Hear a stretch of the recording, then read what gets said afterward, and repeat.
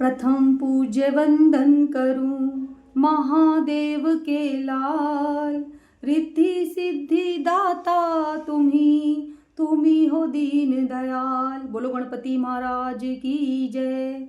गुरु अनंत तक जानिए, गुरु की ओर न छोर। गुरु प्रकाश का पुंज है, निशावाद का भोर।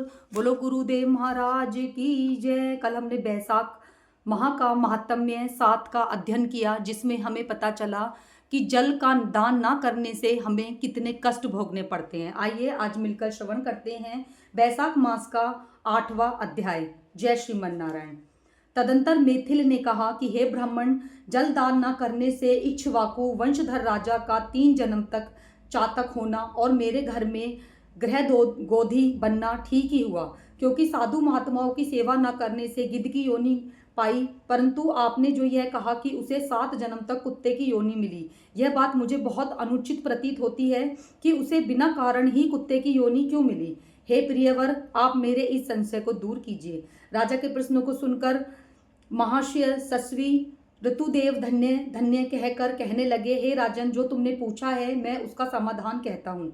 यही बात कैलाश के शिखर पर शिवजी ने पार्वती जी से कही थी। सब लोकों की रचना कर उनकी आमुष्मिक एवं ऐतिहासिक 2 प्रकार की स्थिति बनाई है, जल सेवा, अन्न सेवा, औषधि सेवा। ये तीनों ऐहिक इस लोक में स्थिति के हेतु हैं। साधु सेवा, विष्णु सेवा और धर्म सेवा, ये तीनों परलोक की स्थिति के हेतु हैं। ऐहिक हेतुओं का करना तत्काल धन संपत्ति देता है, अप्रिय बातें कहना भी दुख का हेतु होता है। यहाँ एक पुराना इतिहास वर्णन करते हैं, जो ऐसा पाप नाशक और अद्भुत है जिसके सुनने से रोमांच हो उठेगा और सबको सद्बुद्धि मिलेगी। यक्ष दीक्षा में उपगत दक्ष प्रजापति एक समय महादेव जी को बुलाने कैलाश पर गए। उन्हें देखकर उन्हीं के भलाई सोच महादेव जी ने उठकर आदर नहीं किया। शिवजी ने सोचा, मैं संपूर्ण देवताओं का गुरु हूँ। स्वामी सेवक के आने पर पति स्त्री के लिए, गुरु शिष्य के लिए नहीं उठते। जो स्वामी स्वयं भ्रतादि के लिए उठते हैं, उनकी आयु, धन और यश तत्काल नष्ट हो जाता है। इसीलिए मुझे उठना उचित नहीं है। यह मेरा प्यारा शवसुर है। ऐसा विचार कर दक्ष प्रजापति की भलाई सोचकर महादेव जी ने आसन से ना उठे तथा महादेव के द्वारा उठकर आदर न किए जाने के कारण दक्ष प्रजापति को बड़ा क्रोध आया और अनेक प्रकार के महादेव जी के आगे ही निंदा करने लगा। ऐसा अहंकारी, जिसका धन केवल एक बूढ़ा बैल है, कपाल की हड्डी धारण करते हैं, शमशान में घर है, सर्पों के आभूषण धारण कर रखे हैं, संग में रात दिन भूत प्रेत पिशाच ऐसे ऐसे दूरजन रहते हैं। दुरा आत्मा नारद के बताने में मैंने अपनी कन्या सती का विवाह इसके संग कर दिया। यह भी अलग धर्म वाली हो गई। मैं इसे कभी नहीं सह सकता। मेरी पुत्री से भी मुझे कुछ प्रयोजन नहीं।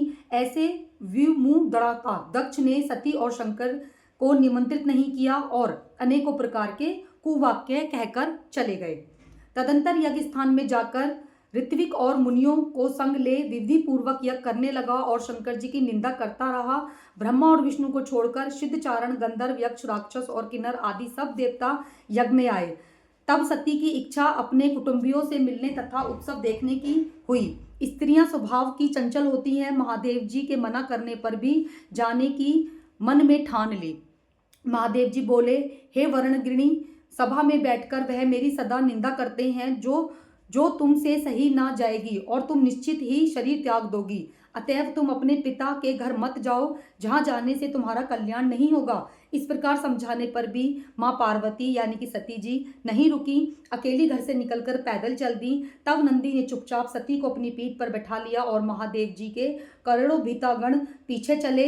सती जी महलों में होती हुई किसी के ना बोलने पर उदास महादेव जी की बातें याद कर कर मंडप में गई। वहां पर भी दक्ष प्रजापति और सभा के सब लोगों को अपनी तरफ देख किसी को ना बोलने पर सती जी वहां खड़ी होकर रुद्र की आहुति तक पिता की चेष्टा देखती रही। जब दक्ष ने रुद्र को छोड़ आहुति दी तो सती की आंखों में आंसू भर अकुला कर बोली, बड़ों का अपमान करने से कल्याण नहीं होता है। तुमने रुद्र की आहुति नहीं दी है। ये जितने ऋषि मुनि महात्मा इकट्ठे हैं, इन्होंने भी तुम्हारी दुष्ट बुद्धि दूर नहीं की। विधाता इनके भी विमुख ज्ञात होता है। सती की ऐसी बातें कहने पर पूषा देवता मुख फाड़ हंसने लगा। शुक्राचार्य दाढ़ी और मूंछ फड़फड़ाने लगी। बहुत से भुजा, पांव और कक्षाओं को फड़फड़ाने लगे और दक्ष निंदा करने लगा। उनकी बातों और पति निंदा सुनने का प्रायश्चित करने के लिए क्रोध से लाल हो शरीर त्याग करने का विचार कर सबके देखते देखते सती होम की अग्नि में गिर पड़ी। सती के गिरते ही बड़ा हाहाकार मच गया। महादेव जी के गण भागकर शिव जी के पास पहुंचे और सब कथा महादेव को सुनाई। शिव जी ने यह सुनते ही उठकर क्रोध से एक जटा उखाड़ पृथ्वी पर दे मारी, जिससे बड़ा बलवान महाकाय वीरभद्र उत्पन्न हुआ। उसके सहस्त्र भुजा थी और रूप यमराज के समान था। वह महादेव जी के सम्मुख हाथ जोड़कर कहने लगा, क्या आज्ञा है। यह सुनकर रुद्र भगवान क्रोध करके अपने सम्मुख खड़े हुए वीरभद्र से बोले, तुम बड़े बड़े बलवान भूतगणों को अपने साथ ले जाकर मेरे निंदक दक्ष का नाश कर दो, जिसके कारण मेरी प्रिय सती को शरीर त्यागना पड़ा है। महादेव जी की ऐसी आज्ञा पाकर वे सभी यज्ञशाला में पहुंचे और देवता, असुर, मनुष्य आदि सब सुभटों को मार गिराया।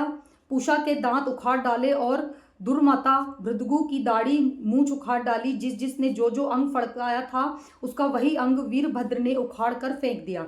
दक्ष के सिर की रक्षा भृंगु के मंत्र बल से करने के कारण बड़े उद्योग करने पर भी सिर न कटा।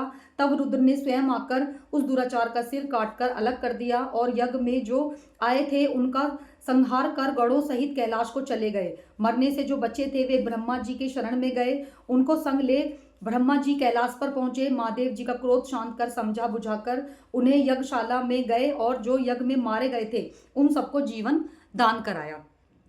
सदापति ने दक्ष के धड़ पर बकरे का सिर रख दिया। उसी ने उनकी प्रशंसा के लिए बम बम बम किया जाता है। बकरे की दाढ़ी भृगुदी के मुख पर लगी थी।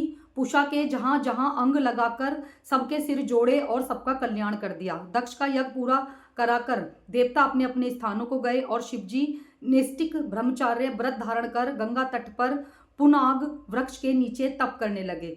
दक्ष पुत्री सती ने हिमाचल के घर उसकी स्त्री मेनका के गर्भ में जन्म लिया और वहीं पर उनका पालन पोषण होने लगा। इतने में तारकासुर नामक एक राक्षस उत्पन्न हुआ और परमेष्ठी ब्रह्मा ने वर पाया कि सिवाय रुद्र के महाबली पुत्र के तू किसी से भी नहीं मारा जाएगा। यह बात सुनकर उसने सोचा कि शिव जी की कोई स्त्री तो है ही नहीं, पुत्र कहाँ से होगा। तब सब लोगों को और देवताओं को सताने लगा। सब देवताओं को दुख पा ब्रह्मा की शरण ली। ब्रह्मा ने देवताओं को समझाया कि रुद्र भगवान की पत्नी सती ने पहले अपने पिता के यज्ञ में शरीर त्याग हिमाचल के घर में जन्म ले लिया है, जिसका नाम पार्वती है, और रुद्र भगवान हिमाचल के शिखर पर घोर तप कर रहे हैं। किसी तरह पार्वती का पाणिग्रह रुद्र भगवान से कराना चाहिए। ब्रह्मा के ऐसे वचन सुनकर सब देवता इंद्र को लेकर अमरावतीपुरी में गए और बृहस्पति जी से सलाह कर अपने कार्य सिद्धि के लिए इंद्र से नारद और कामदेव को बुलाया। उन दोनों को बुलाकर नारद जी को हिमाचल से कहलवा भेजा कि वह अपनी पुत्री को पहले दक्ष की कन्या थी उसको शिव जी की पत्नी बनाने को नियुक्त करें। नारद जी से ऐसा कहा गया कि वैसे ही करने चले गए। फिर कामदेव ने कहा कि सब देवताओं और महादेव जी के हित के लिए बसंत ऋतु को संग लेकर रुद्र भगवान के तपोवन में चारों मनोहर बसंत ऋतु का विस्तार करो। वहां पार्वती जी महादेव जी के पास पहुंच जाएं। तब धनुष पर बाण चढ़ाकर ऐसा मारो कि महादेव जी की मोहित होने पर, उनका संगम होने पर सब कार्य पूरे हो जाएंगे। कामदेव ने जो आज्ञा कहकर बसंत ऋतु अपनी स्त्री रति और अनुचारों को संग ले और शीघ्र जा अपनी शक्तियां असमय से बसंत ऋतु उत्पन्न कर दी, जिसमें चारों ओर वन में शामिल मंद सुगंधित वायु चलने लगी। देवात उसी समय महादेव जी पार्वती जी की सेवा से प्रसन्न हुए, गोदी में बिठाकर कुछ कहने लगे। तब कामदेव ने प्रणाम किया कि संगम का उचित समय जान महादेव जी के पीछे वृक्ष की ओट में एक बाण छोड़ दिया, जिससे महादेव जी ने मन चंचल होने के चित्त में व्याकुल हो इधर उधर देखा तो कामदेव दिखाई पड़ा। क्रोध से अपने मस्तक के तीसरे नेत्र को खोलकर पार्वती जी को दूर करके ऐसी तीक्ष्ण अग्नि प्रकट की कि सब संसार भयभीत हो गया और उस अग्नि से धनुष बाण सहित कामदेव भस्म हो गए। देवता अपने कार्य की सिद्धि समझकर तथा बसंत और रति भयभीत हो गए। पार्वती डर के मारे आंख बंद करके दूर हट गई और महादेव जी भी अंतर्ध्यान हो गए। हित की इच्छा करने वाले देवताओं को कुछ भी फल की सिद्धि नहीं हुई, उल्टा अनर्थ हो गया। जो कोई साधुओं के संग दुष्टता करता है उनका कहना ही क्या है। इसी प्रकार साधुओं की सेवा न करने से इक्ष्वाकु के पुत्र ने दुख भोगा और अनेक बुरी योनियों में जन्म लिया। जो रात दिन पुण्य चरित्र रूपी पुराने इतिहास को सुनते हैं वे जन्म मृत्यु बुढ़ापा आदि से निसंदेह छूट जाते हैं। बोलो जय श्रीमन नारायण, जय श्री मधुसूदन भगवान, जय श्री कृष्णा। ये था बैसाख मास का महात्म्य अध्याय 8। हरे कृष्णा।